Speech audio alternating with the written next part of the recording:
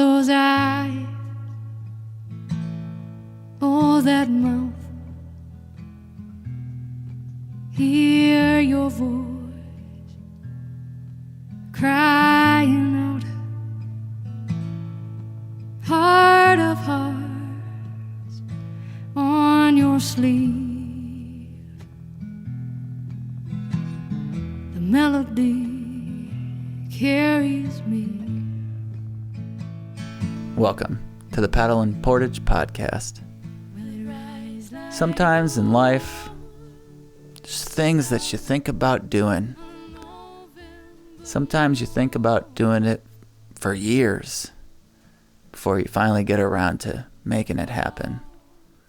It was just a few years ago that you, Joe Fredericks, had a near-death experience in the Boundary Waters, and you got around to doing something that you've wanted to do for years. And what we're doing right now, sitting here having this conversation, is what I wanted to do for years and years. Was doing it in some capacity at the radio station, but not all the time, not the way we are now at P&P. Basically, that idea was, I want to be doing more of this, more podcasts, more Boundary Waters stuff. Now here we are, doing it. Everybody has a thing like that, if not a long list of things. This episode is about making those things happen.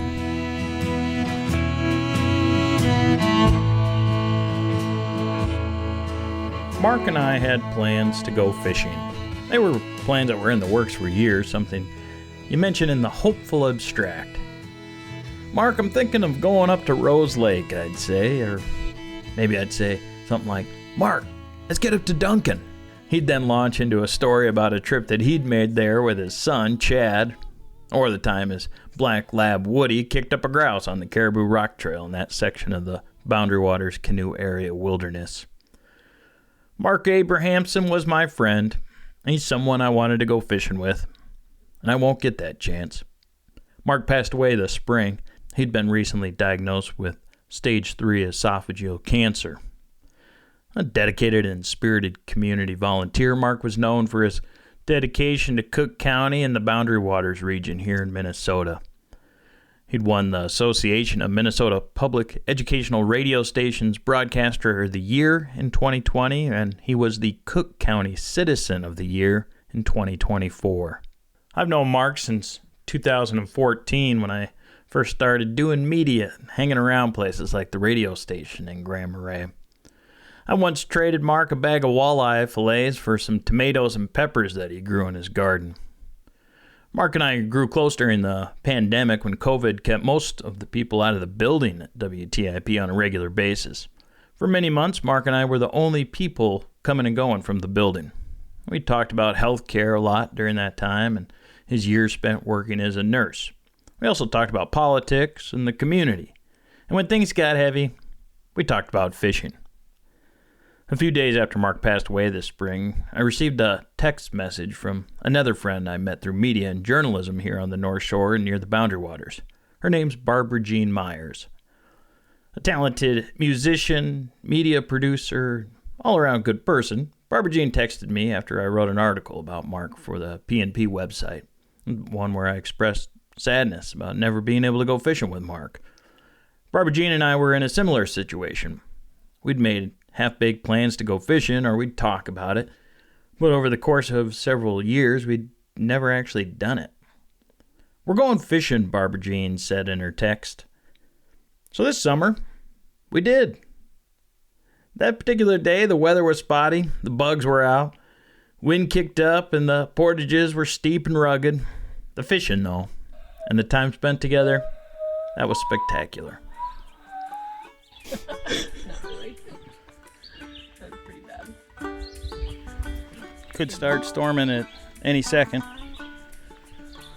Might even be raining down there right now. Aren't you glad we stopped? Why not? So, here with Barbara Jean Meyers, and this was a pretty intentional trip. I mean, you and I have been talking about going fishing in the Boundary Waters for years. Never got around to it. Life gets in the way and that type of stuff. And we've been talking about it for years.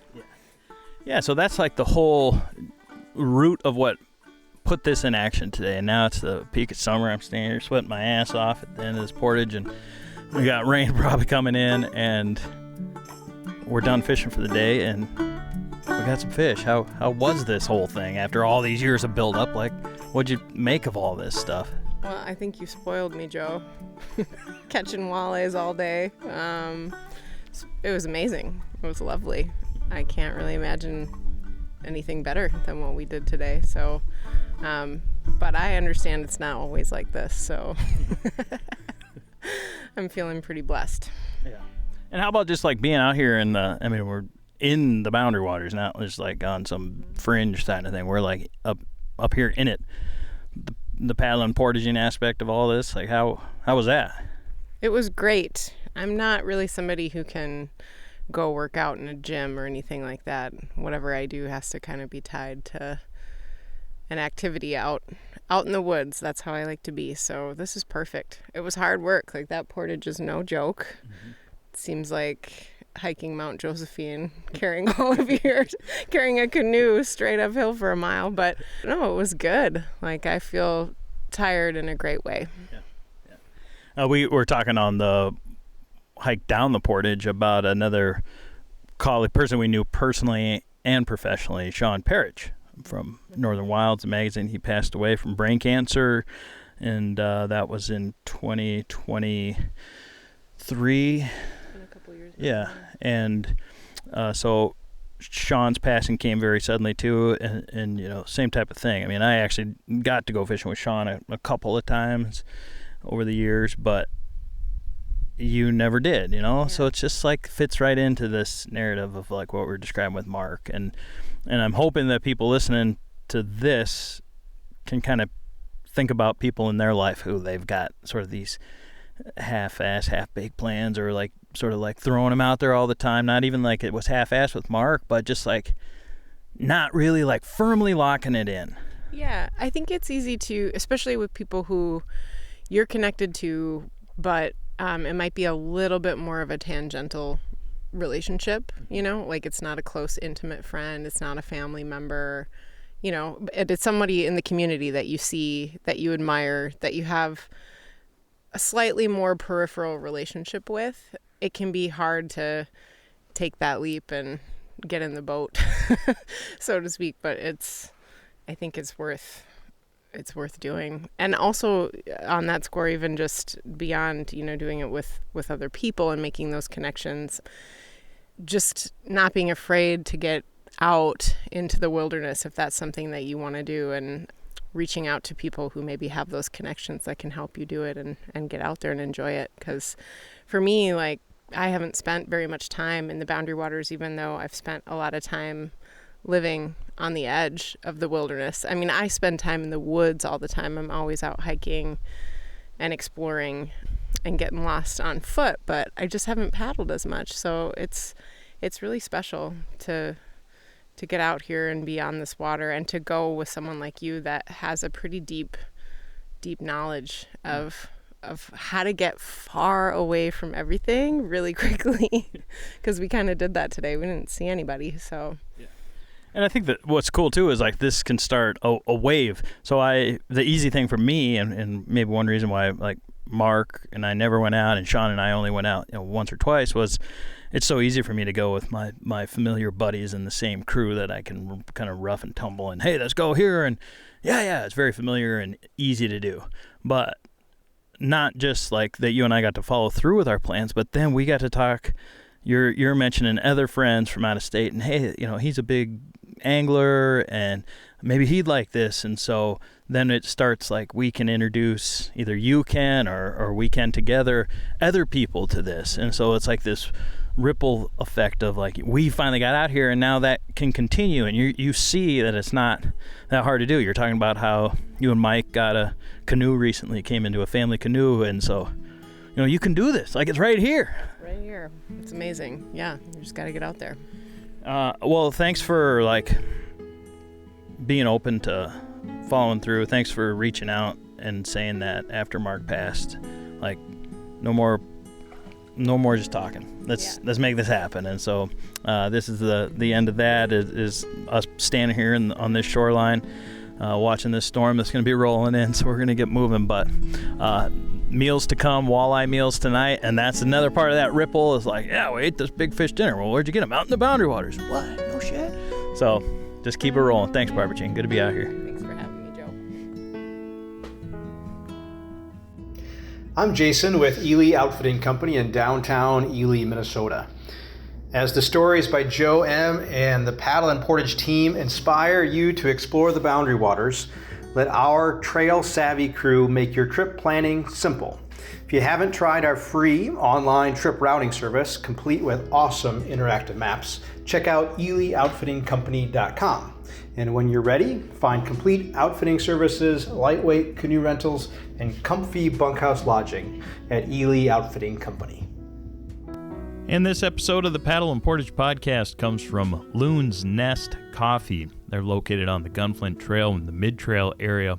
A lot of great things about Loon's Nest Coffee, one of them being that they open at 7 a.m. So they're open early to get you started on your canoe trip. They've got food there in addition to, of course, all the different espresso drinks, the coffee drinks. All the coffee from Loon's Nest comes from Carlson Roasting right here in Minnesota. That's the umbrella, sort of the mothership of Loon's Nest Coffee, Carlson Roasting. It's Bob Carlson, the Carlson family that own and operate this.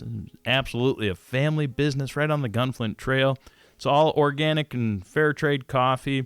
We go in there a lot, stop in, talk with Bob and the crew there at Loon's Nest.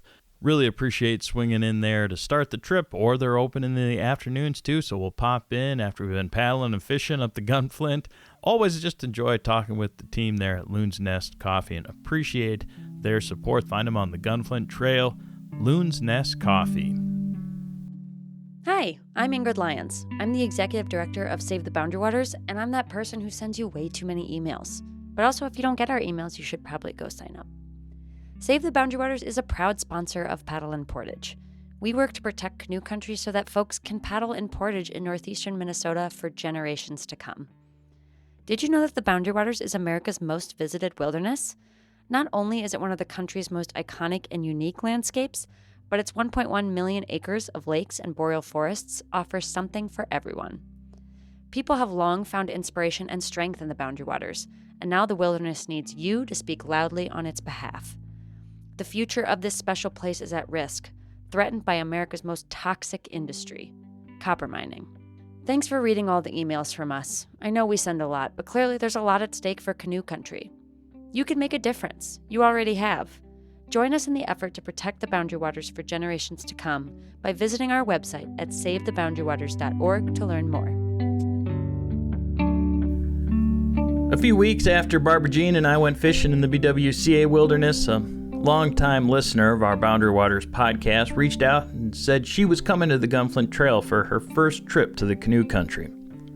Her name's Karolina, and the motivation for coming was rooted largely by a desire to stop thinking abstractly about a place and come to see it for herself.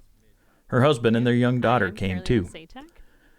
We first met up at Loon's Nest Coffee for some cardamom rolls before entering the BWCA for a quick day trip. Hi, I'm Karolina Satek, and I'm out here in the Boundary Waters with Joe Fredericks. I got out here because of an Instagram exchange with you around a book by Sigurd Olson. It was Sigurd Olson's birthday when you posted, and I had said that I had just bought those books from Drury Lane for my husband for his birthday. And then you asked me when my first trip was, and the calendar was wide open. Yeah, because I'm not really a paddler I'm an outdoor lover who likes to sleep inside. And I've always talked about going to the Boundary Waters. My husband's talked about going to the Boundary Waters. The Boundary Waters shows up in a lot of different areas of our life with a lot of different people, and it's been always on the bucket list.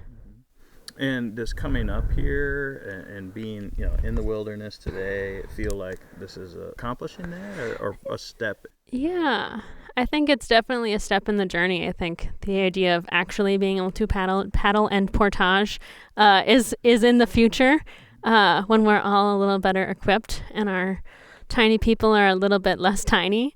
I think that, to see the Boundary Waters and to touch the lakes and to know that we're actually here and to go up the Gunflint and see all the different outfitters and see the things that you guys talk about on the podcast made it feel like we're actually here. I think part of it is just that it's almost 7 hours by the time you get up here from where we live. And so it's a long car ride with a little person. And we stop in Grand Marais. Grand Marais has been our really happy place for the last 5 years. And so the idea of going past that, we've gone a little bit north to stay north of Grand Marais, and we've gone to Grand Portage, but we have not gone much further than that.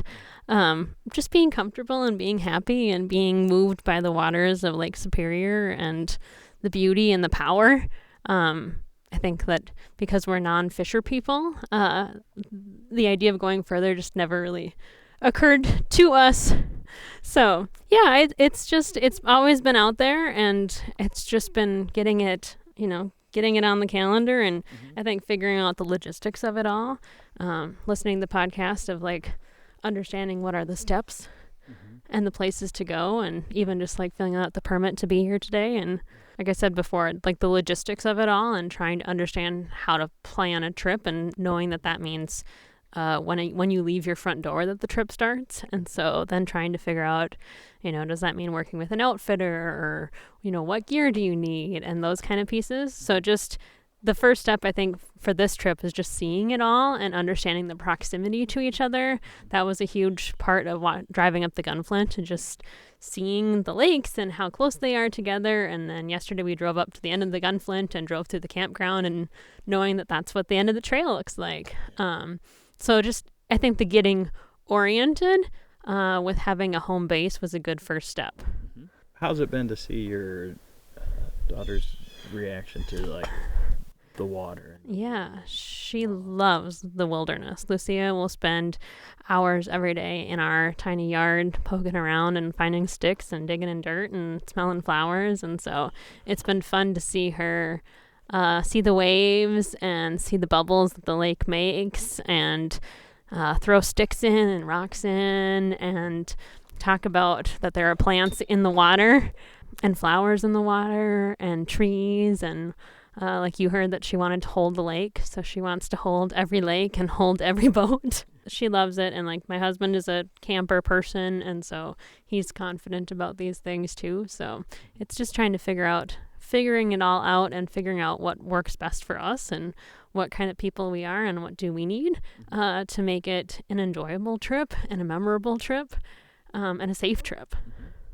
And where has the podcast fit into this whole up here? I started to listen to the podcast in 2020, and so listening to the podcast and thinking about the wilderness and these free spaces and places for people to be free and roam and be grateful during a really hard time in our world just added a little extra air to the room, with each podcast. And, a beautiful song, campfire light, and thinking about the beauty in the world during a hard time. And so that was definitely the beginning of it all. And then I don't know how many episodes in I got before I was like, we probably should do this.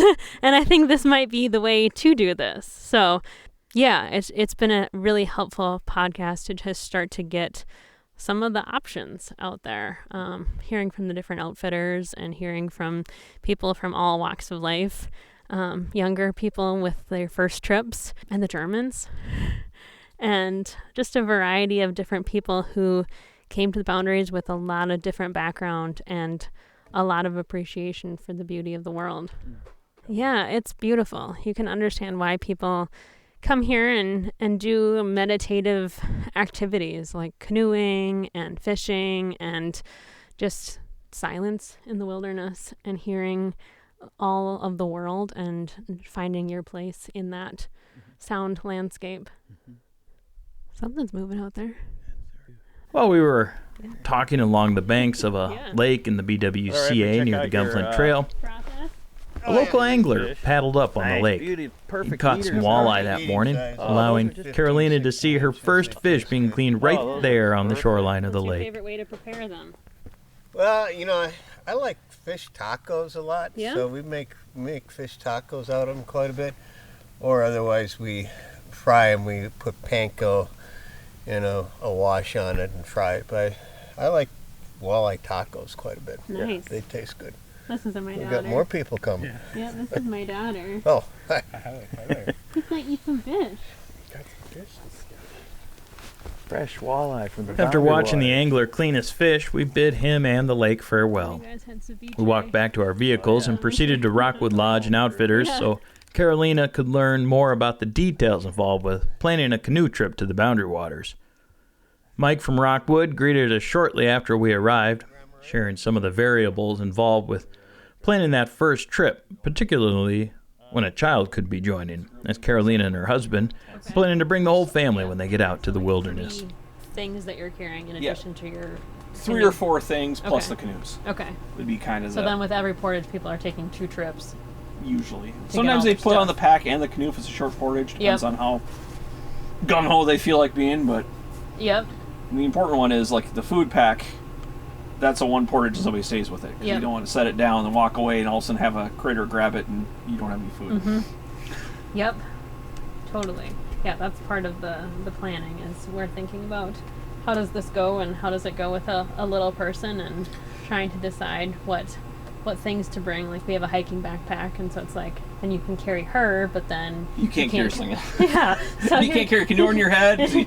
you're trying to decide which way to go because that's part of the planning. Like Joe had asked of like, you know, what's been keeping you from doing this? And part of it is the 7 hours up here, and then the next step is like, okay, so then once you're here, what do you do? We do with a toddler. Yep, and that's been the ongoing thing is you hear people say, oh, I'm going with my family, but their kids are like 7 or 8, and it's like we don't want to wait that long because Yeah. part of this is about getting those early experiences because from 0 to 5 is these formative experiences Yep. of your life, but then how do you do it?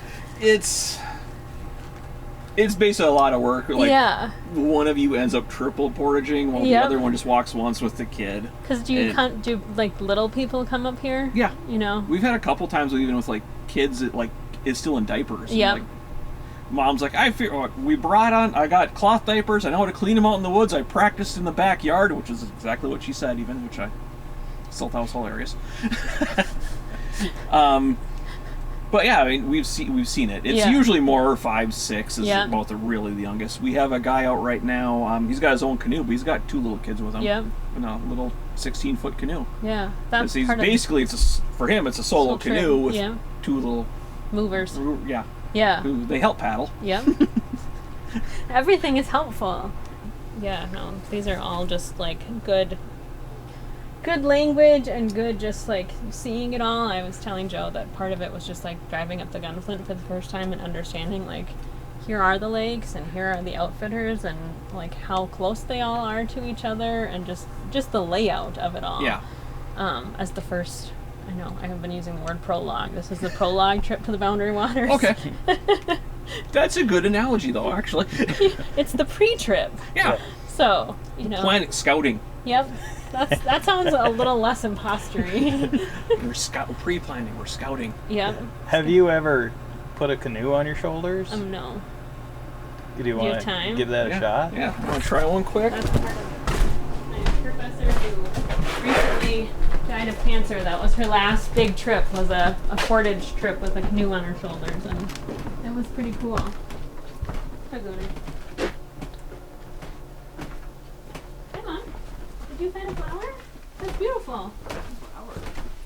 Red one. That's what I mean by going slow. Yep. That's a red one. Well, here, I'll take this one down since you just came back here again, guys. Where it gets cleaned out. We're going to put a sour food over here, so watch your head. And now you hit the sour food anyways. So it's a little cheating because it's up in the air a bit. Yeah. But did you want to try to pick it up or just kind of see how it feels over your shoulder? Got to do the whole thing, Mike. Okay. Grab the front end and Joe will set it down. All right. So we'll do a demonstration quick. Start at the back. The canoe, this end. Get one hand underneath the metal. Okay. Another hand on the side here, just to keep the canoe from turning. When Mark passed away this spring, the loss of a friend and treasured resident of Cook County hurt. What really stung, though, was the fact that I never took the initiative to actually make that fishing trip turn from words into actions. So I don't have any memories of catching fish with Mark. Just the image and idea of us talking about going fishing. That's what I have. That's no longer the case with Barbara Jean. We made it happen. We got out there. And for Karolina, she no longer has an idea of the Boundary Waters based on what her mind tells her it looks like or the descriptions that we share here on the podcast. Now she's seen it, and she's coming back for more. It's the doing that makes us alive. That's what makes things real. So we'll keep getting out there and sharing stories from places like the Boundary Waters and other paddling destinations across North America. We'll do so with our friends and colleagues and people that we meet along the way. We hope this podcast and the stories that we share gets you out there too.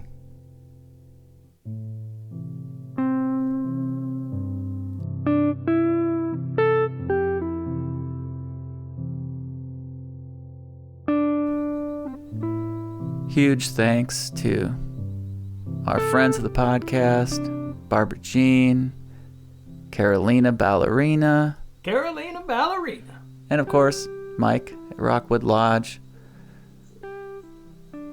Every day, we have the opportunity to take steps towards the things that matter most to us.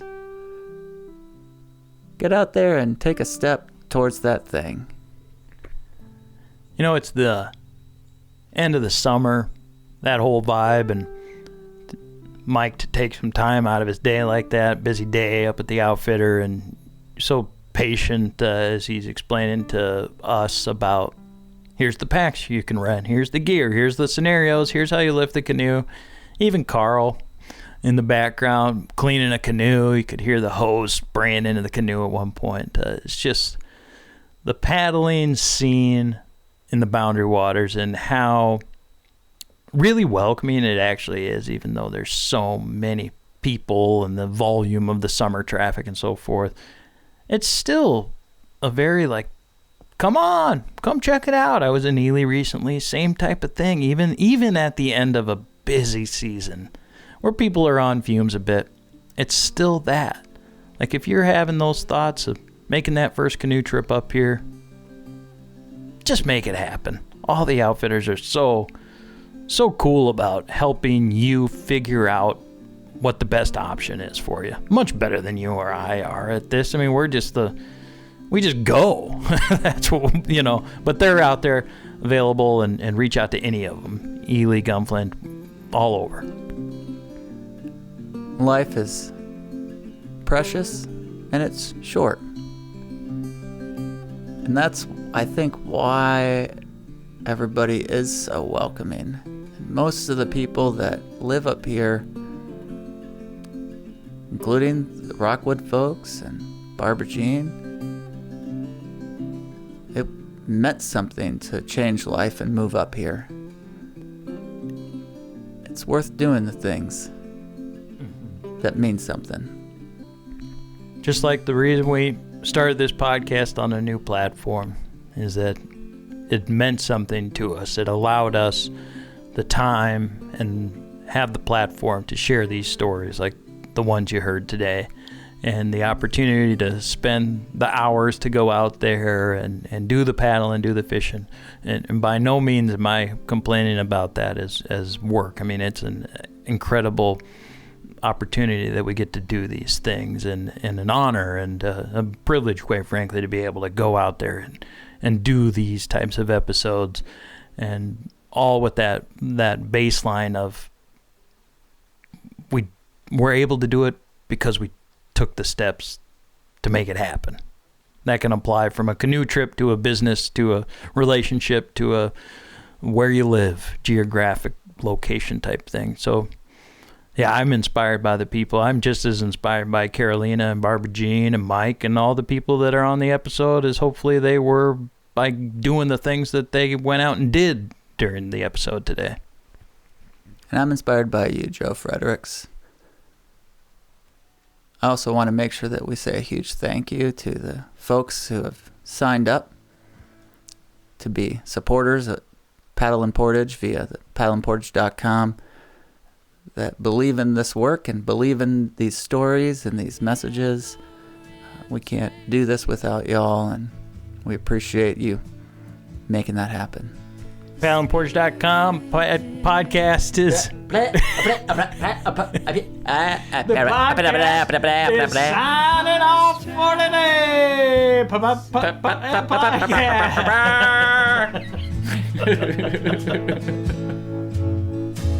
Free in the echo, deep down below. Free in the echo, deep down below. Free in the echo, deep down below. Free in the echo, deep down below. Free in the echo, deep